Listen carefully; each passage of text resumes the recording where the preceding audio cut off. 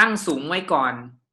เพื่อที่ตอนเราขายเนี่ยราคาของเรามันจะได้ดูแบบโหโคตรถูกเลยต้องซื้อเลยอย่างเงี้ย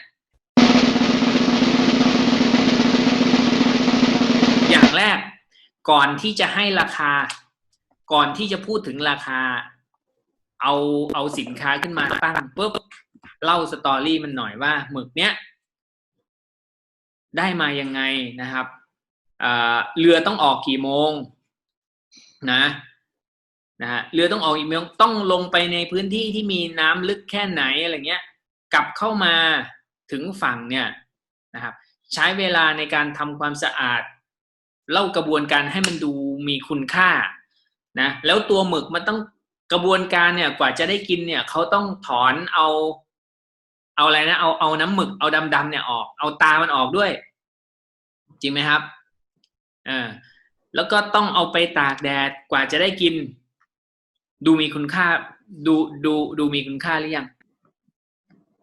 ดูมีคุณค่าแล้วเล่าสตอรี่นะแล้วคนจะรู้สึกว่าเฮ้ยต้องแพงแน่เลยว่ะ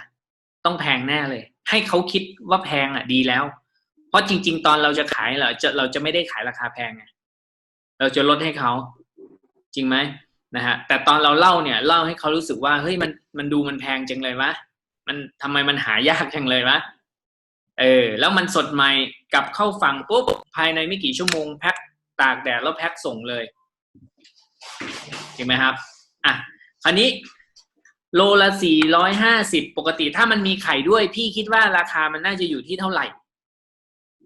นะครับมันจะเริ่มมีคนพิมพ์เข้ามาแสดงความคิดเห็น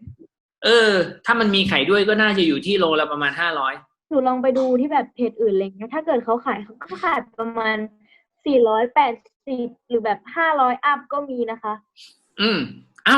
ถ้างั้นเราก็ต้องตั้งใหม่เลยเราตั้งแบบราคาทั่วไปที่500ตั้งสูงไว้ก่อนเพื่อที่ตอนเราขายเนี่ยราคาของเรามันจะได้ดูแบบโหโคตรถูกเลยต้องซื้อเลยอย่างเงี้ยราคาเริ่มต้นเนี่ยราคาที่เราบอกปกติเนี่ยกิโลละเท่าไหร่เนี่ยตั้งสูงไว้ก่อนเลยโอเคไหมครับ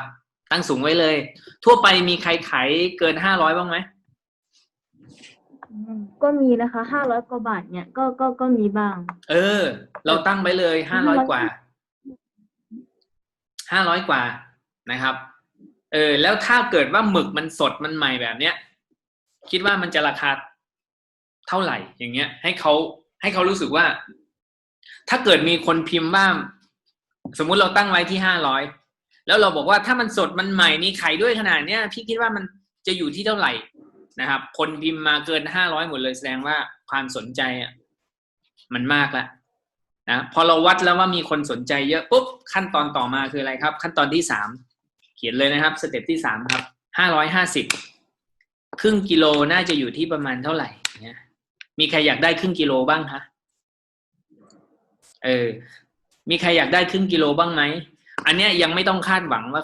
เขาอยากจะได้แต่เราสำรวจนะฮะถ้าใครอยากได้ครึ่งกิโลทักมาเลยมันจะเป็นสเต็ปนะ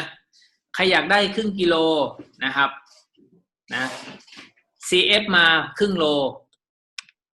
ใครอยากได้ครึ่งโล CF มาครึ่งโลคือเท่าไหร่จาก550หาร2ไงใช่ไหมครึ่งโลคือ275 บาทจะส่งฟรีมีกี่คนขอแค่เอาแค่5 คนหรือ10 คนอย่างเงี้ยจำกัดนะครับคราวนี้แต่เราจะไม่ได้ขายครึ่งโลแค่เราทำให้มันเป็นสเต็ปตั้งแต่1 โลครึ่งโลแต่พอยท์ที่เราจะขายจริงๆมันคือสเต็ปสุดท้ายครับเนี่ยสเต็ปที่กำลังจะพูดถึงนะครับแล้วถ้าเกิดว่าวันเนี้ยนะได้ถูกกว่านั้นมันก็คือแพ็คที่เราจะขายถ้าเกิดว่าครึ่งโลมันเป็น275วันนี้เราขาย4 ถุงในราคาที่ถูกกว่า275เอาที่แบบว่าเราคำนวณดูแล้วบวกค่าส่งแล้วเราได้กำไรอยู่แต่ต้องขายให้ถูกกว่าไอ้275ขายให้ถูกกว่าที่เราบอกครึ่งโลตอนแรกเวลาเราให้ราคานะครับ จำกัดจำนวนทุกครั้งราคานี้ให้แค่10 คนหรือ20 คนแล้วแต่